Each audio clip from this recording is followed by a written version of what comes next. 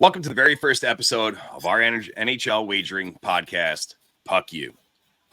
I'm Mike Burns. Me and Why Lose NHL handicapper Les Victorie are going to talk about how to make you some pucking money. We're going to talk likes, leans, and throw out some free picks for you. But we're not here for charity. We want to make sure that you get over to whylose.com to find out what we're taking out to the window. Les, how you doing today, bud? Hey, Burnsy. Doing good, buddy. Sipping here, drinking a nice small can of Heineken to talk about tonight's games and what happened last night. And I'm going to tell you one thing.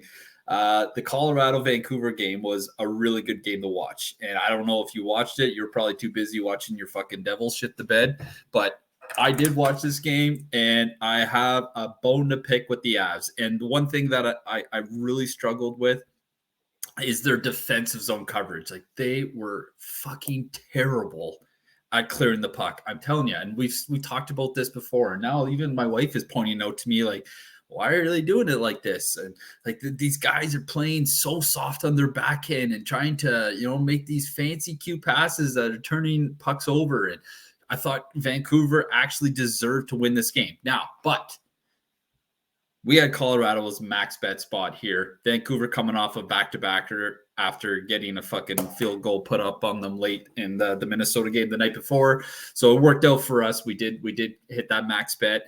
Moving into Vegas, we did have a max bet on them too. They just didn't show up. And this was a perfect spot for Vegas to come out and win another game at home against a struggling Nashville team that's fighting for their life to get into the playoffs.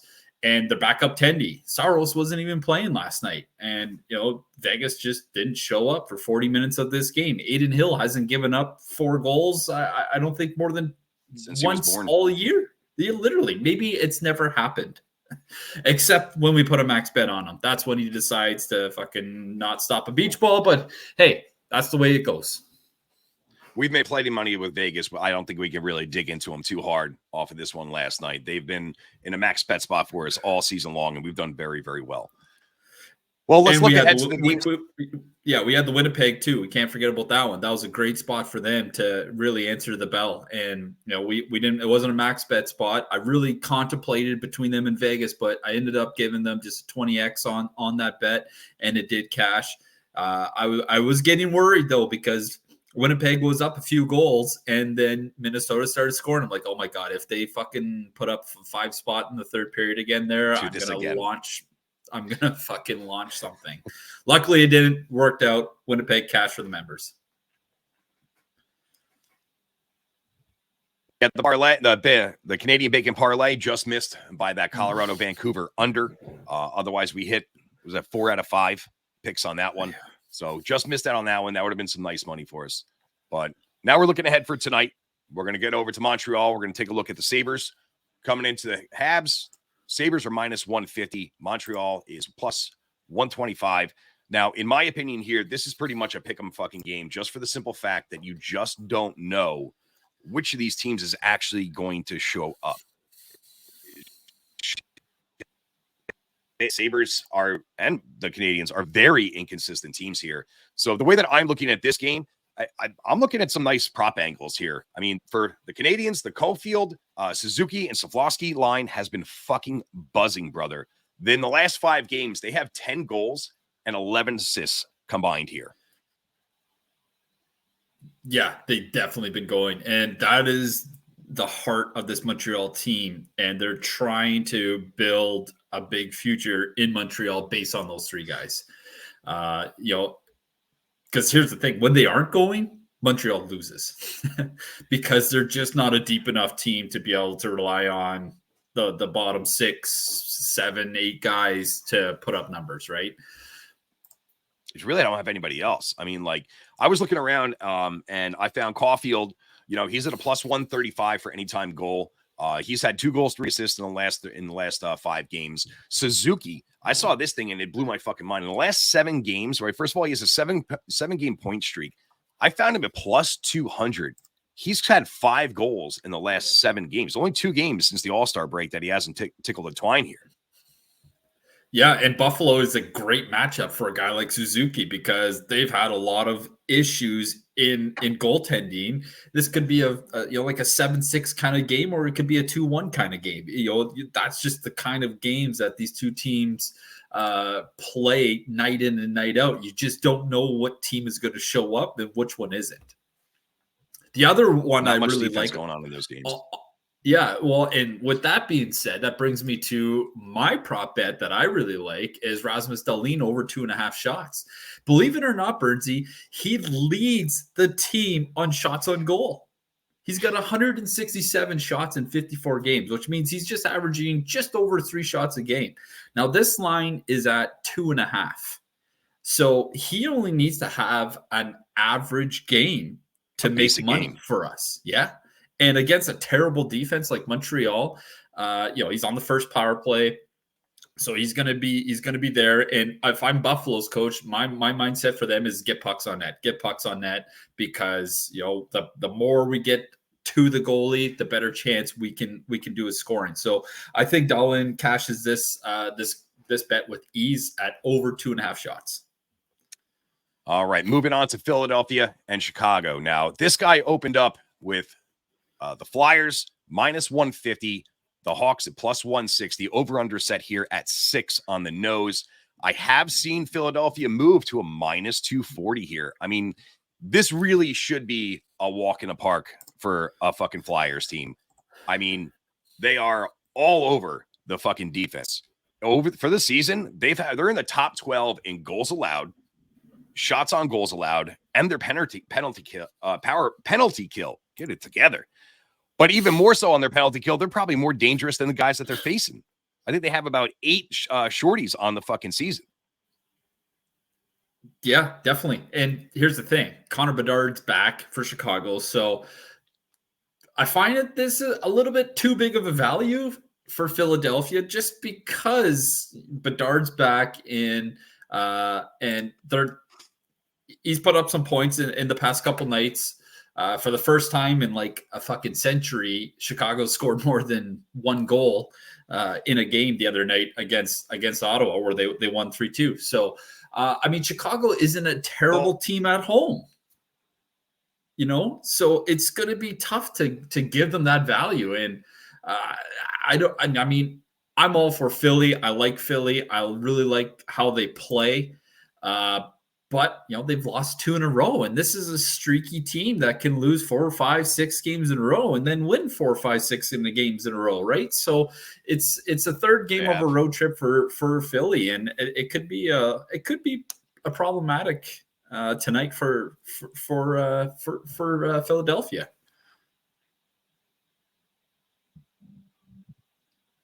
Well, I could definitely see why.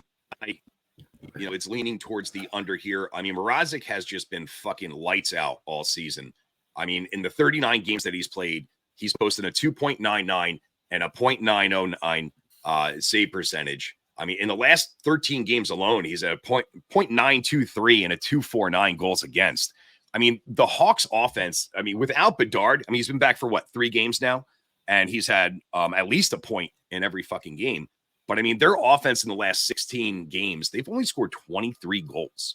They've scored 1 or fewer goals in the last 21. And they got fucking blanked 5 times. So okay, I can understand what you're saying, that Bedard drives this bed. Throw that all out the window. Bedard is back. The ship is rolling. He is the heart of this offense. Without him, you're right. They don't have anybody. But now that he's back, he's had a couple games under his belt. And I don't know if you looked at Chicago's last couple games, but they're fucking scoring goals now. They've scored 3 goals in the last 2 games. And Bedard's first game, they only scored 1. But you got to give him some time to adjust and find his legs again. And, he's probably a little apprehensive. And, the whole mental psychology of getting re-injured again is definitely playing a factor for him. But that being said, though, yeah, you're right. They were terrible without him, which we all knew was going to happen. But they're scoring goals now. Like, he's getting on the score sheet right out of being hurt. So, and the other thing with Philadelphia is they are also scoring goals. And yeah, I agree with you. Peter Mrazek has been a great story this year.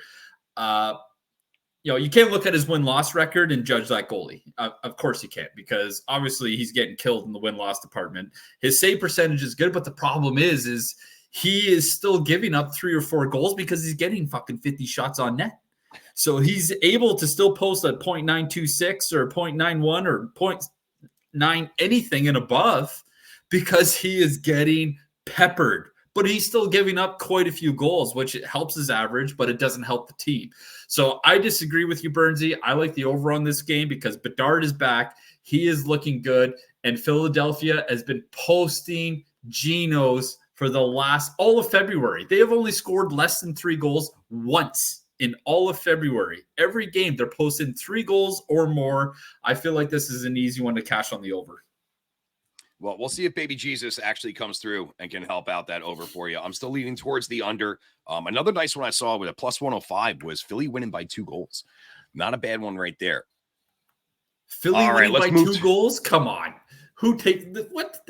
No one's taking that action. You don't. No, that's bull. Nobody's taking that. If you want a free prop bet on this game, you should be looking at Travis Konecny, because he leads the team pretty much in every offensive category outside of shots on goal, and he is literally the driving force to that offense. He's got 53 points in 56 games. He is averaging almost a point a game, and now he gets to take on, the Chicago Blackhawks. So he's recorded at least a single point in 5 straight games and registered multiple points in 4 of his last 5 games. So if you want to prop bet, I would be putting my money on Konecny over half a point. Well, I can't argue with that. I mean, the guy is a fucking beast, dude. He's got his fucking set of wheels on him too. So we'll see what happens in Chicago tonight. All right, moving out West Coast, we have the putrid fucking Columbus Blue Jackets up against the Ducks. I pretty much a pick 'em here. -110, -110, 6.5 over under. I mean, the Jackets are just a fucking nightmare right now, dude. From the fucking front office all the way down to the product on the ice. I mean, they have nothing. Nothing has worked for them this fucking year. What I want to know is what went through Johnny Gaudreau's head when he decided to seal his fate in Columbus. It's not money. He could have got money anywhere. Calgary wanted to re-sign him long-term, and he said, no, I'm going to go to Columbus instead? What? Why? Nobody wants to play in Columbus. Chris Kreider was there. He didn't want to play in Columbus, and they tried to throw the wallet at him. Like, here, have all the money. How big do you want to sign? We'll sign you. And he still left. He didn't want to play there. Nobody good wants to play in Columbus. So the fact that he signed there still kind of blows my mind. And given the fact that this year has been a very underwhelming year for him, is it because he's just not Johnny of the fucking year? Yeah, is it because he's just not Johnny Hockey anymore, or is it because he's got nobody to play with? As a player, that would be super frustrating. So it's sooner or later they got to start following. But yeah, you're right. Columbus's organization has just been dismantled. And honestly, outside their one playoff series win, what was that, a few years ago, where they beat the Leafs, and everyone was like, that totally fucked up my playoff bracket. Thank you very much. 7 years ago already. 7 years ago. Wow. It feels like it was just a couple of years ago. Maybe it's because I hate the Leafs that much. I don't know. Either way, you're right. Columbus is terrible. They're coming in off a back-to-back spot from LA, short trip to Anaheim. But Anaheim is also one of those teams that struggle a lot. And with that being said, it's tough to lay the money on Columbus here just because of the back-to-back. They've had a brutal schedule. This is their 9th road game out of 10 games played. Like, that is just terrible schedule, and they played some tough teams along the way. So you got to feel like these guys just looking for a break, and nope, back-to-back against Anaheim in Anaheim. I don't know about you, Bernsey, but I'm definitely leaning on Anaheim in this one. Yeah, I mean, one thing that we were talking about Johnny Hockey here, I mean, like, this fucking guy, he hasn't scored a fucking goal since December 19th, dude. And I understand that Columbus has been really banged up, and ever since the All-Star break, they have gotten a little bit healthier. He's got his line back. He's playing on a line with Jenner. He's playing on a line with Roslovic. And I mean, in the last 8 games, he has 7 assists. and he has been averaging over 4 shots per game here. Now, I was just taking a look at his prop line just to see what the fuck it was. And he's at a plus 230 for anytime goal scorer. I mean, Johnny's got to fucking get one. I mean, neither one of these fucking teams plays defense. You would think if he's gonna score, it should be on a night like tonight where, yeah, you're right. Anaheim is not a great team, but just for the record, Anaheim is 9-1 in the last 10 against Columbus.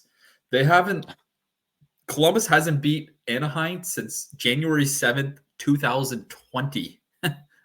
Okay. So, but you look at their history, 5 goals, 11, 8, 10. These are high scoring games that they're playing against Columbus. You're absolutely right. There's no D. So if Johnny Hockey is going to get on the board, if he can't do it tonight, he should just pack his shit and fucking, ask for a trade. Him and Elvis can, go sign anywhere else, because I guarantee you both of them are like, God, I just need to get out of here. I don't even know if Johnny's worth a used jockstrap at this point, but we'll see how things go. All right, on to the salary retention. Marquee matchup here, right? This is the big dog. We got Boston walking into Edmonton here. Now, Boston, they're at plus 115, and rightfully so. They have not been playing good hockey lately. Edmonton's at minus 135, over under set at 6.5 here. Now, with this Boston team, for me, I mean, there's a lot to unpack, right? So coming out of the All-Star break, they've been sliding, dude. They're 2-3-2 here, right? Since the All-Star break, they're 31st in the league in scoring, averaging 2.14 goals against. Their power play, you thought Pittsburgh had a fucking terrible power play at 12%. Their power play has been 8%, dude. I mean, like, what has fucking happened to these guys? Honestly, I feel like they just try to be too cute, because you got all this talent up front between Marchand, Pasternak on that power play. They're just trying to make that tic-tac-toe play all the time, and it's not there. It's not there. And the problem that Boston is having, especially as of late, is, okay, you look at them last year and how well they did, but that really hinged on good goaltending, because a lot of those games were low-scoring games too. Boston's goaltending hasn't been that good lately. It's been average from a save percent wise. They're giving up 3-5, 3-2, goals a game. There's nobody really taking over that number one spot in Boston right now. They're averaging over 3 goals against right now. So yeah, there's a problem in Boston, and they just finished a big homestand where they haven't played a road game in a fucking month. Like, if you're going to come home all of February and play 7 games at home, you got to at least win 5 of those, especially against the teams that they're losing to. They lost to LA. They lost to Seattle. They lost to Washington. They lost to Calgary. And they're not even close games. Like, they're losing by 2 or 3 goals. So I don't know what is going on with Boston right now, but walking into Edmonton tonight to go and take on McJesus and that powerhouse of a team right now is not going to be an easy task. Now, one nice thing that I like on this game from a prop perspective is McDavid, obviously, over 0.5 assists. Over 6 to 7 points tonight. Honestly, okay, so McDavid's an absolute machine when it comes to cranking out assists at home. I've never seen a guy put up assists. He'll have a wide open net and he's dishing the puck to somebody else, because that's just the kind of player he is. And honestly, I think this might hurt Edmonton down the stretch. You need him scoring. You need him shooting more, because he's a weapon. Okay.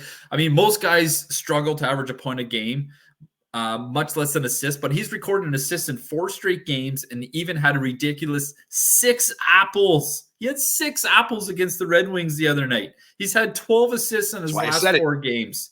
It's insane. So this seems like a no-brainer of a bet. McDavid, half assist or more. I mean, ever since the coaching change, and we understand that, Edmonton went on that miraculous fucking run. But I mean, just the numbers that they fucking put up, dude, from where they were, right? I mean, like, they're third in goals against. They're fifth on the power play. I mean, they're just an absolute fucking wagon. Unless they haven't lost a fucking game in over 2 months at home. In over 2 months, they haven't lost a game at home. But conversely, I mean, I understand Boston's in this fucking funk, right? But they are a good fucking team, right? They're a top 3 team in the East, top 5 team in the fucking league. I mean, if there's ever a spot to get out of a funk, as much as it's tough walking on the West Coast, I mean, I don't know, man. Maybe you just got to get the fuck away from the wives and girlfriends and go see the fucking girlfriends. Maybe that's what this team actually needs. They need to stop sleeping in their own beds and start banging some hookers in some hotel beds. I mean, Boston's got a real strong road record here, man. I know they're on a little bit of a stretch, but they're 15-5-6. They could put it together. Okay, here's the problem I have with that, though. It's like, I agree with you. Sometimes change is good. Sometimes, the dog barks at 2:00 in the morning every night when you're sleeping in your own bed, and you want to get rid of that for a little span. However, okay, Edmonton hasn't given up more than 29 shots in 9 out of their last 10 games. Okay, and you got a good goalie in Edmonton too. Like, yeah, he's been hot and cold, just like everybody else. That's completely normal to go through a stretch of the games where you get that. But if your team is only giving up 28 shots a game or less than 30, anything less than 30, in my opinion, should be a win or a really close game, because there's just too much talent in the NHL not to get scored on when you get more than 30 shots against you. But when you're limiting teams to 25, just the other night, the Edmonton limited Dallas to 27 shots. Like, and you got to believe that at least 70% of those shots aren't high quality scoring chances. So really, what are they left with? 8-9 shots of potential high scoring chances. I mean, every game varies, but you get where I'm going with this, Burnsy, is that you're not going to score in Edmonton unless you get shots on net. And Edmonton is just too good defensively, where they're not giving up 30 to 40 shots a game anymore. I mean, in the last 5 games for the Oilers, I mean, the Blues hung 6 on them, but everybody else has been fucking low, man. So we'll see if Boston can right the ship. They need to. They need to put it together. I don't think they're worried about dropping out of a playoff spot by any stretch, but they need to fucking galvanize that team. All right, yeah, let's talk about our guilty pleasure here. We got the Toronto Maple Leafs going into Arizona to fight the Devil Dogs. Now, game opened up with the Leafs minus 225, all right, and the Yotes at plus 180. Seen a lot of movement here, dude, right? Leafs are now minus 185, right? The Dogs are down to, or up to plus 150. Now, talk about the Leafs, man. We know how much you love. We got to give them their props, man. They're on a 4-game winning streak. I mean, like, they played well. I got a weird relationship with the Leafs. So when I grew up, my brother was a big Leaf fan, and just because of that reason, I hated the Leafs. Yeah, I'm a Montreal fan because you're a Toronto fan. I can't join you on this venture of growing up our entire childhood liking the same team. So I got a long history of hating the Leafs. But believe it or not, I actually really like the Leafs because of how talented they are. And it's a little bit personal for me. I used to play against Sheldon Keefe back in my junior days, so I know who he is. I went to their camp a couple times over back in those days. So it's kind of like, oh, that's kind of cool. Like I got some sort of relationship with Sheldon Keefe, and I like what he's done with the Leafs, but I hate a lot of things that he's done with the Leafs. Now, the crazy part with the Leafs is they suck against shitty teams. And I don't know if you looked at the stats board recently, but Arizona's dropped 10 in a row. I was just out there, and Carolina just fucking peppered them. They lost 10 in a row. There's so many holes in their game. I wouldn't even know where to start. This podcast is not long enough for me to tell you all the problems that they have in that organization. I mean, listen, Matthews is just a fucking machine right now. I mean, he back-to-back fucking hat tricks, right? He's played 53 games and 49 fucking goals. I mean, he's coming home to Arizona here, right? So I think he's an absolute shoo-in that he nets 50 tonight. And Samsonov's played well. You know, he's 7-1, under a 2 goals against, a 9.21 save percentage in the last 8 games. But there's something here that you alluded to, man. Something about the Leafs playing against fucking bottom feeders. Now, let me tell you a little stat here real quick, all right? This season, right? We're not going back, you know, just talking about this season. Toronto's lost to the Chicago Blackhawks twice. Chicago against Ottawa is 1-3. Got shit pumped the last time that they played them. They're 1-0-2 against Columbus. 2 overtime losses against fucking Columbus. I mean, like, they were don't 5-0 in one of those games to boot. Right? And you're 100% right. It's just sometimes the shitty teams give you the most headache. And I'll never understand it. And I remember when I played, we would go into a shitty team and lose, and we come out like, what? How the fuck did that happen? What happened? What happened? And it's Leafs weird. Have been doing it all year, man. Okay, so get this. You think that's impressive? Listen to this, okay? Over the last decade, okay, 10 fucking years, Arizona is 12-3-1 against Toronto. Okay? Arizona's been terrible for the last 10 fucking years. And they have won 12 out of 16 games. Yeah, 15 games. They're 12-3-1. That is absolutely mind-blowing. And the fact that I don't think I've seen a line swing like this, maybe ever. Minus 225 to minus 185. How are you not dumping some money on the Coyotes to fuck up the Leafs at the Mullet tonight? Like, listen, a lot of people are money on them. I'm putting money on them just because I want to watch the world fucking burn, dude. There's nothing better than fucking anarchy in Toronto, and that's all I want to see tonight. Maybe the only game I watch. And you know what? It's kind of a weird spot for Toronto because they've had a lot of they've had a pretty easy schedule, right? Okay, they played Ottawa, which they lost to again. Fucking what the fuck? But then they beat St. Louis twice. Philly at home, Anaheim at home, where they banged them up for posting for 9, where Matthews could have had 3 hat tricks that game. But they haven't had a stretch where they've had to play some really competitive games. So I want to say I like Toronto to come into Mullet tonight and take one on the road because of the way they've been playing and how easy of a schedule they've had. But I mean, you can't ignore that 12-3-1 over the last 10 years record. There's no way in fuck that Toronto should lose this game. But at the end of the fucking day, man, it's fucking Toronto. It's still the same old fucking Leafs. Look what they did right out of the All-Star game, right? They had all this buzz for the All-Star game, and they laid such a fucking egg. I mean, I don't know, man.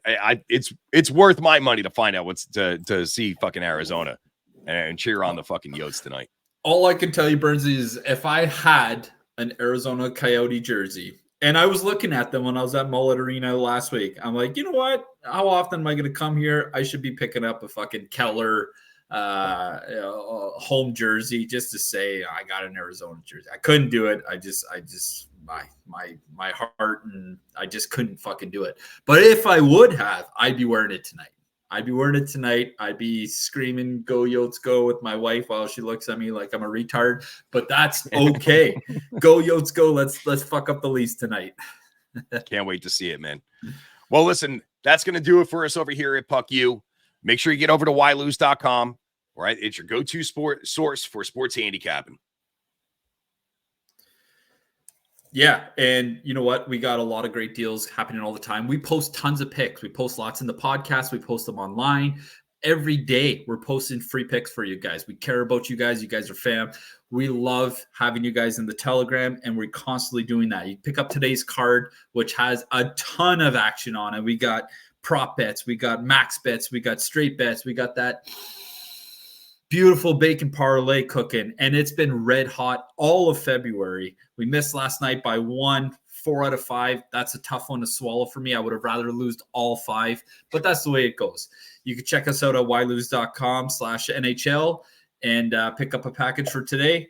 $49 for the day. You can't go wrong. You get the month for $2.99. That's $10 a day. You probably fucking spend that on coffee alone in a day. So start investing in yourself and start printing some of your own money.